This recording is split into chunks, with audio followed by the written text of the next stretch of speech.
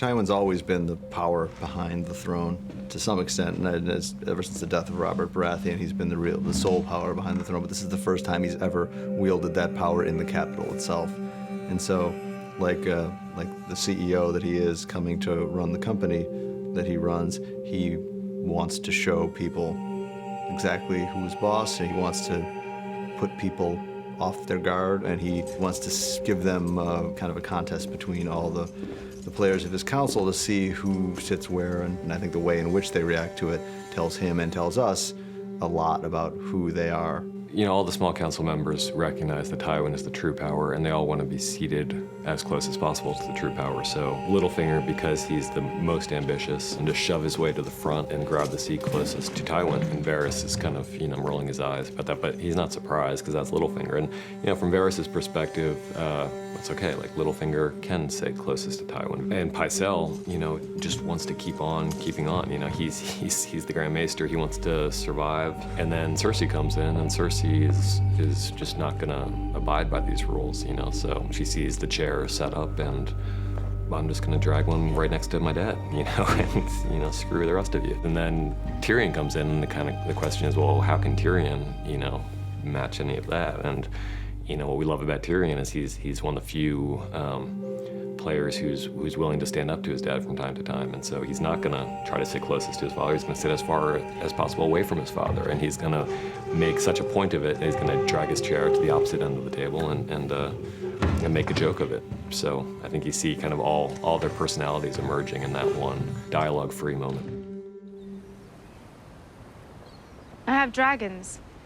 I'll give you one. I Vetrasko te pozliwa sme Odrize. You will win the throne with dragons, not slaves, Your Grace. Khaleesi, please.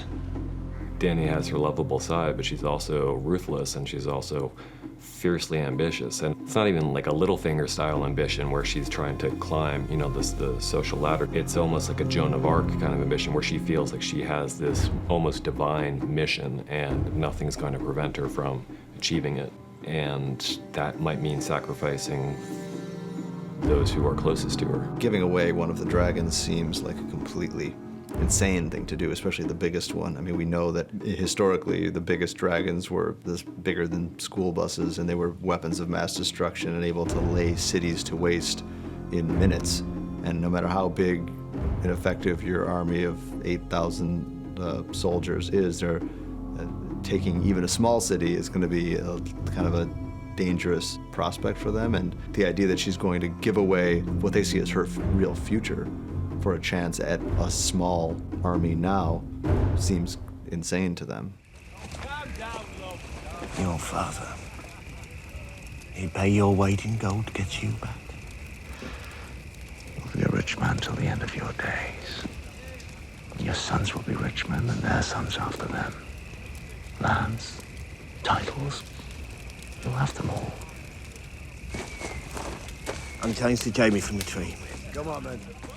One of the reasons he's so arrogant is that he was a prodigy, not just that he's the scion of the wealthiest family in Westeros, and which would probably lead to some degree of arrogance, but also he was better at sword fighting than almost anyone alive, and became the youngest member of the Kingsguard, and was a legendary fighter and champion. And so even if people hated him, they had to respect him because he was really good at what he did.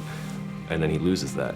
Jaime losing his hand is a classic George maneuver, and it was a very intelligent and very interesting move on George's part, because it's killing a person while leaving him alive and walking. It's taking away the root of someone's identity and ripping the ground out from under them and stealing everything that defines them with one chop of a carving knife.